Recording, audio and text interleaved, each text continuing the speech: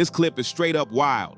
It shows the savage moment King Von got caught slipping in a beef that ended up costing him his life, even though his death was caught on camera and confirmed by the cops. But now, some trippy new footage of King Von supposedly still alive is blowing up online.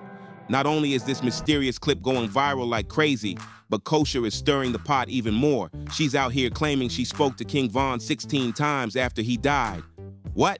He came to me and, he talked to me. He gave me messages to give to his family to let him know he's really around me. In this video, I'm showing y'all the jaw-dropping footage that's shaking the whole internet right now. Footage that's making people question everything about what really went down with King Von after that deadly night on November 6th, 2020. Since his death, rumors been running wild in the streets. People saying Von might still be alive and laying low. There's talk of blurry surveillance clips and sneaky phone recordings popping up, supposedly showing Von spotted in different cities all across the U.S. and even overseas. Did you think that King Von survived the shooting, or did you know that he was gone at that point? No, I didn't know neither one, if he was gone or still alive.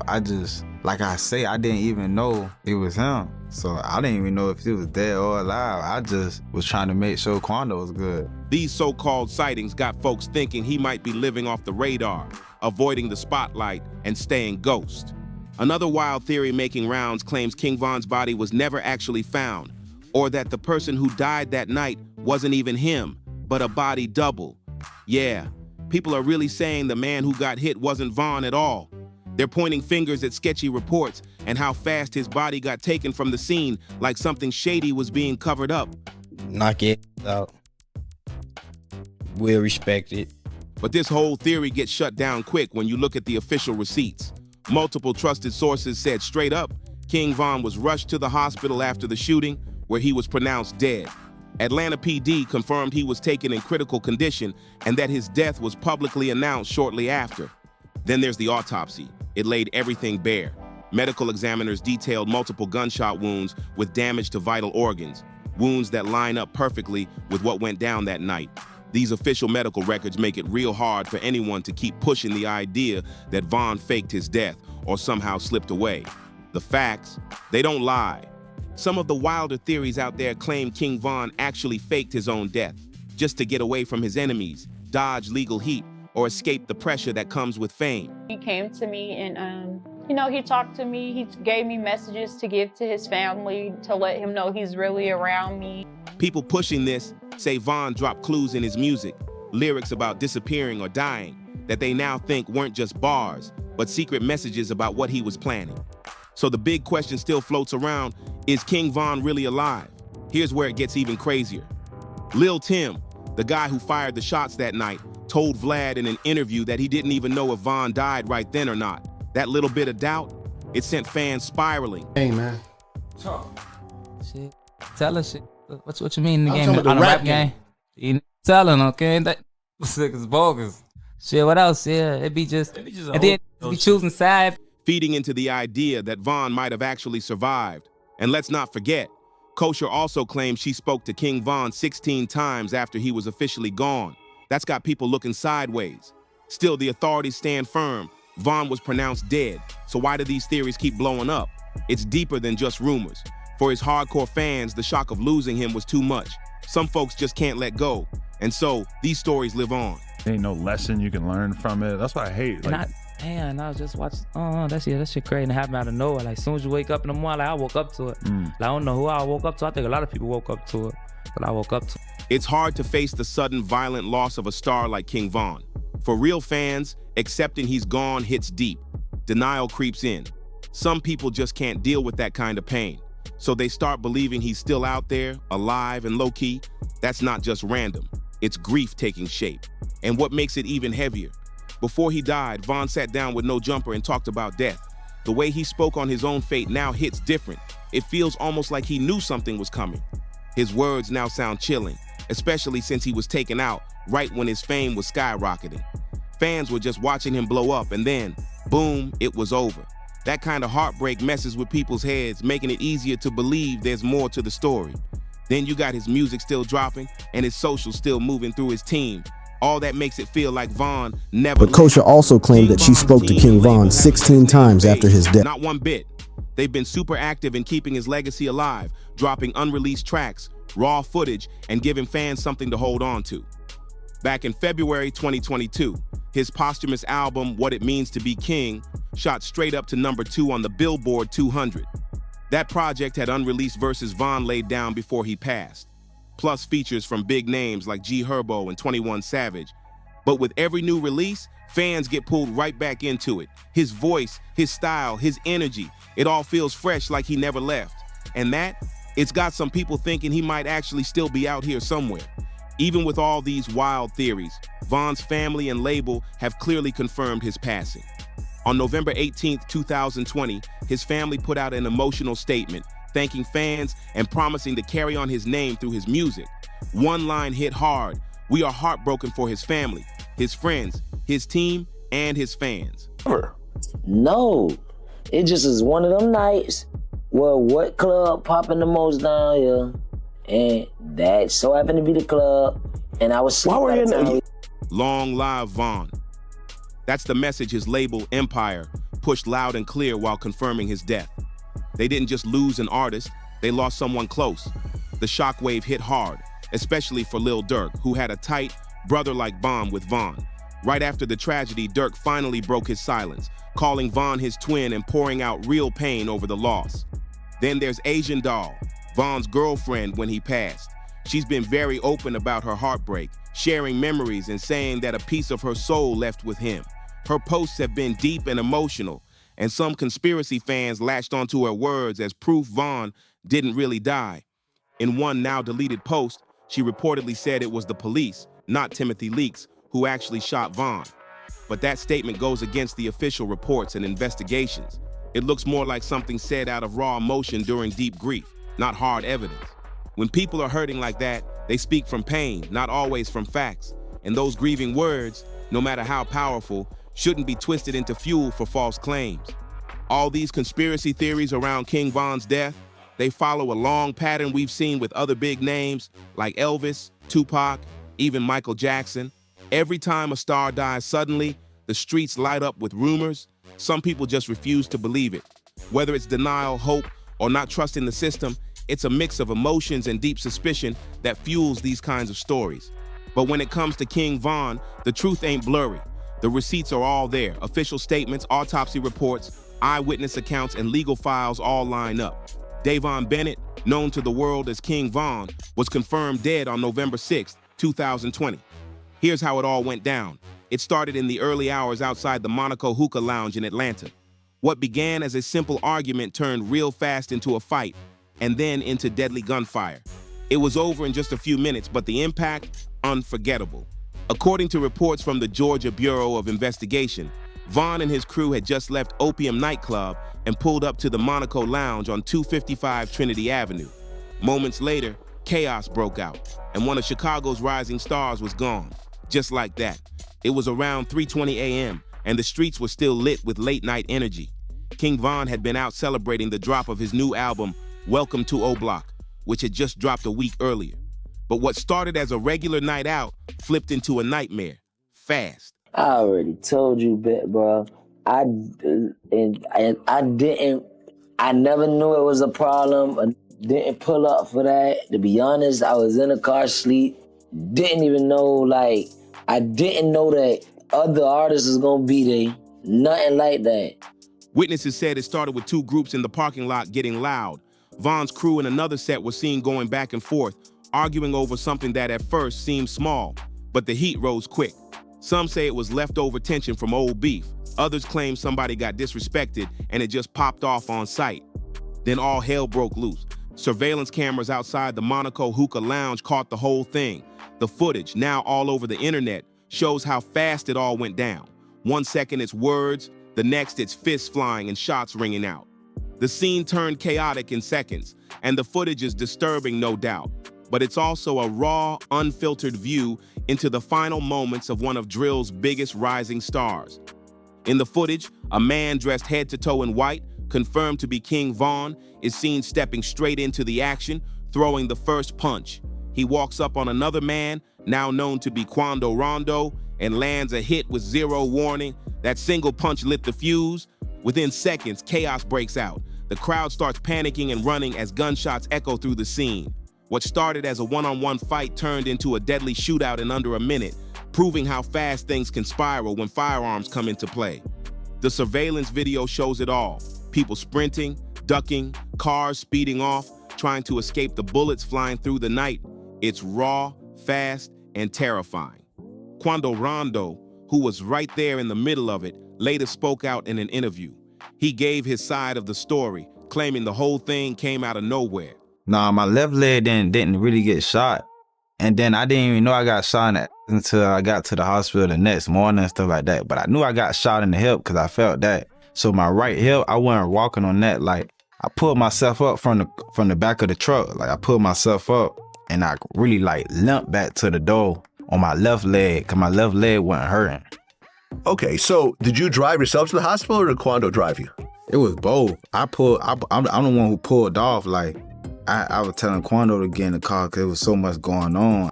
From his view, it was sudden and shocking, like he didn't see it coming at all.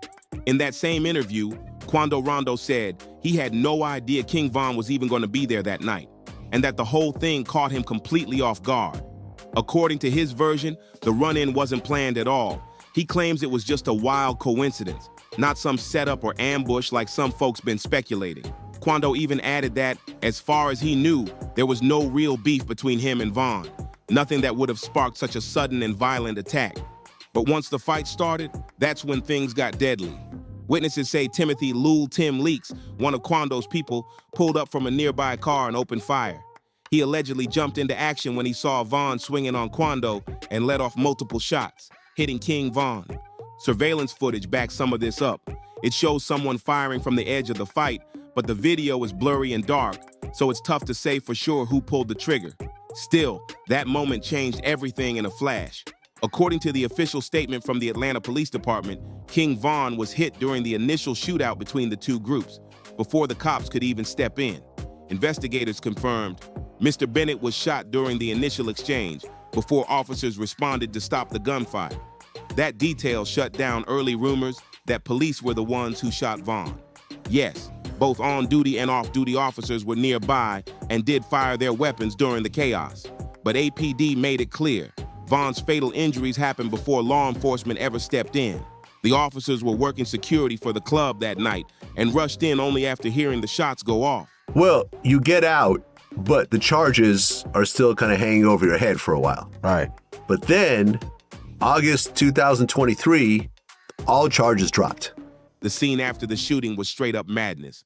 A total of 6 people were hit in the crossfire. 2 of them didn't make it, King Von and 34-year-old Mark Blakely, another Chicago native who was reportedly part of Von's crew. Von was rushed to the hospital in critical condition, but despite efforts to save him, he didn't survive. That night, the streets lost one of Chicago's most talked about drill voices in the blink of an eye. The other victims from that deadly night suffered different levels of injuries. Some had to go under the knife, while others got treated and released. But when it came to King Von, time was running out fast. Witnesses say Von was still conscious after getting shot. Instead of waiting on an ambulance, his people threw him into a private car and rushed him straight to the hospital, trying to save his life. They weren't taking any chances, but sadly, his wounds were just too serious, and he didn't make it. Timothy Lil Tim Leaks was also hit in the gunfire. He later spoke about what went down, describing the pain, the chaos, and the scramble to stay alive. His side of the story shines a light on how wild and confusing those moments were. People were bleeding, panicking, running from the scene, and trying to find help all at once. It was pure mayhem, everybody just trying to survive while the whole situation spun completely out of control. Lil Tim, real name Timothy Leaks, was arrested and hit with a felony murder charge on November 7, 2020, while he was still being treated for gunshot wounds at Grady Hospital. The Atlanta Police Department confirmed the arrest, saying Mr. Leaks is in police custody at Grady Hospital undergoing treatment. They also stated that the homicide case of King Von was considered closed with his arrest. But things didn't end there. In March 2021, Leaks was released on a $100,000 bond after sitting behind bars for months. The news triggered major backlash online. Von's fans were furious, blasting the justice system all over social media. But legally, bond is standard procedure and doesn't mean guilt or innocence. It just means the case was still working its way through the courts. Then came the twist nobody saw coming. In August 2023, almost 3 years later, the murder charge against Leaks was dropped. According to his lawyer, Noah Pines, prosecutors chose not to indict because they believed Leaks acted in self-defense. Under Georgia's Stand Your Ground law, people are allowed to use deadly force if they reasonably think it's needed to stop serious harm or death. Lil Tim later opened up about the exact moment he found out the murder charges against him had been dropped and how that life-altering news hit him. For him, it wasn't just legal relief, it was a turning point. When you did finally find out that it was King Von who died, how'd you feel? I was like, damn, if Brian did that stupid shit last night, he still would have been alive. That's how I was. But I was like, shit, I ain't no the type person I am. Like, I'm a humble person. The dismissal marked a major shift in the case. With prosecutors officially backing out, the criminal investigation into King Von's death was effectively closed. Their decision showed they didn't think they could beat a self-defense claim, especially since the footage and witness accounts made it clear King Von threw the first punch.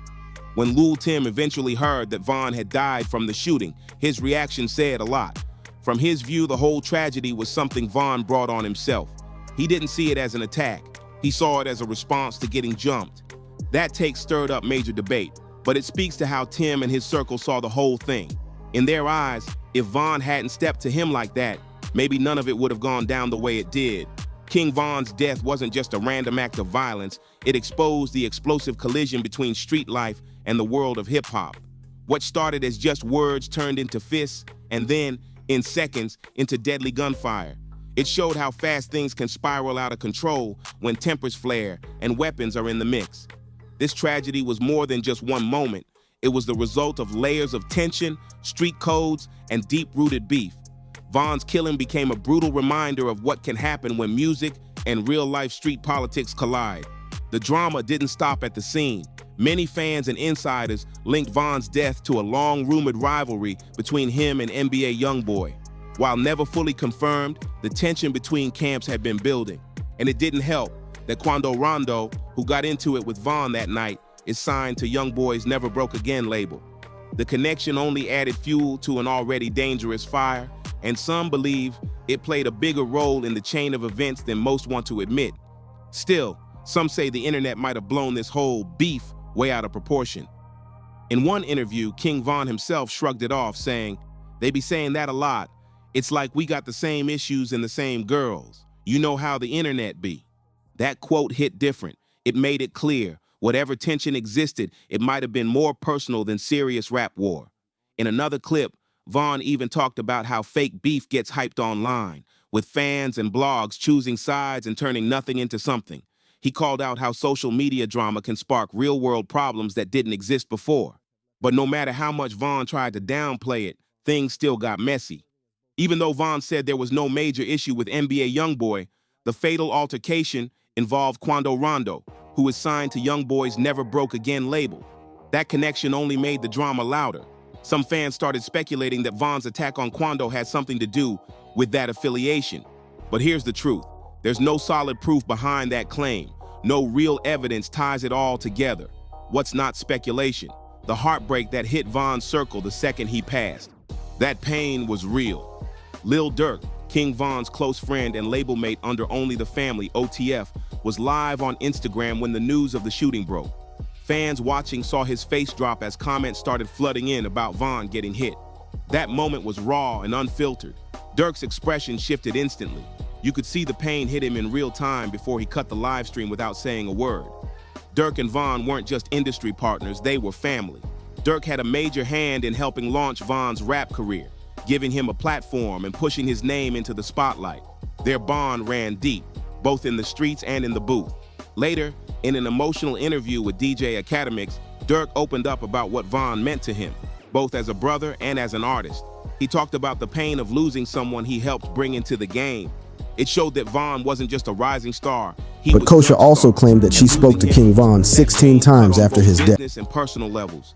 In the years after King Von's death, the tension between Only the Family, OTF, and NBA Never Broke Again went from whispers to full-blown war, playing out loud across tracks and social media. What started off as fan speculation turned very real after Von was killed. NBA YoungBoy dropped tracks that many saw as direct shots at Von's legacy, especially his song, Bring the Hook. One brutal line hit hard, "This that Squid Game, oh block pack, get rolled up." That bar didn't go unnoticed. It was seen as blatant disrespect toward Von's hood and memory. The backlash was immediate. Von's sister, Kayla B, clapped back online. Lil Durk also seemed to respond through his own music, sending subtle but sharp warnings. Fans dissected every bar, every post, looking for smoke and finding it. The back and forth didn't stop there. More tracks dropped, more subliminals flew. The beef spilled out of the studio and onto the streets of social media, with both sides digging in deeper. What Von once brushed off as just internet chatter, it had now grown into a full-on heated feud between two of hip-hop's biggest camps. The legal fallout after King Von's death came with twists no one saw coming. At first, Timothy Lil Tim Leaks was charged with felony murder for his role in the shooting. He sat in custody until March 2021, when he was granted release on a $100,000 bond. For over 2 years, the case stayed in limbo. No trial, no formal indictment. Then came the shocker. In August 2023, prosecutors dropped the charges completely before the case ever went to trial. Leaks' lawyer, Noah Pines, explained that the charges were dismissed under Georgia's Stand Your Ground law. With that, the case was done. Just like that. No courtroom, no verdict. And for many of Von's fans, it felt like justice was never served. But things didn't end quietly. Soon after, Lil Tim released a track called Left a Stain, and it sent shockwaves. Fans instantly connected the lyrics and visuals to Von's death. The video, which showed Tim cutting off his ankle monitor, stirred serious backlash. A lot of people saw it as a bold, disrespectful move, almost like he was celebrating. And the internet, it lit up with outrage. The release of Left a Stain didn't just spark controversy, it poured gasoline on the fire. Fans from both sides clashed online, and tensions between OTF and NBA-affiliated camps hit a new high. But things escalated way beyond music. In October 2024, the situation took a shocking turn. Lil Durk was arrested near Miami International Airport on federal charges, including conspiracy to commit murder for hire. Prosecutors claimed Durk plotted a hit on Quando Rondo as payback for King Von's death, and the result, the killing of Rondo's cousin, Cia Lupa Robinson. It didn't stop with Durk. 5 other members tied to OTF were also taken down in connection to the alleged plot. Court records laid it all out. An unnamed co-conspirator reportedly offered both money and music opportunities with OTF to help carry out the hit. The FBI even claimed Durk put a bounty on Quando's head. This wasn't just beef anymore, it was turning into a deadly cycle. According to official docs, in August 2022, 5 OTF associates, Kevin London, Grant DeAndre, Drell Wilson, Keith Jones, David Brian Lindsay, and Asa Houston, allegedly traveled from Chicago to Los Angeles to execute the plan. The intended target was reportedly Quando Rondo, but it was Robinson who ended up dead. Court documents revealed that OTF credit cards were used to book same-day flights and handle other logistics for the alleged hit. The paper trail was clear. Lil Durk, now at the center of the storm, has pleaded not guilty to all charges. His trial, originally set for January 2025, has been pushed back to October 2025. And if he's convicted, he could be facing a massive sentence, possibly life behind bars. This isn't just another rap beef, it's one of the most serious legal consequences tied directly to the fallout from King Von's death. And social media played a role too. For years, fans flooded the internet with one demand: slide for Von. The pressure on Durk was nonstop. These posts weren't just chatter, they became part of the problem. It shows a darker side of the game, where fans expecting artists to act out their lyrics can fuel real-life violence. When entertainment crosses into the streets and followers treat rappers like soldiers, the lines between show and survival get dangerously blurred. One viral post summed up the situation perfectly. Fans are blaming internet trolls for pressuring Lil Durk to retaliate after King Von was murdered. Kept asking Durk to slide for Von. He did it. Now he's locked up. That one statement hits hard, and it reflects a growing realization. The pressure on artists to prove loyalty, to live out their lyrics, can carry deadly consequences. King Von's story didn't end in 2020. It's still unfolding. From courtroom drama to posthumous tracks and the ripple effect of his music, his legacy continues to shake the culture. His rise, his fall, and everything in between has become both a cautionary tale and a reminder of how real the streets still are in hip-hop. His voice was raw, his stories were real, and his impact unforgettable. If this video hit you hard, then show love, like, comment, and share it with someone who needs to hear the truth. Don't forget to hit that subscribe button so you never miss a drop. Thanks for watching, and I'll catch you in the next one.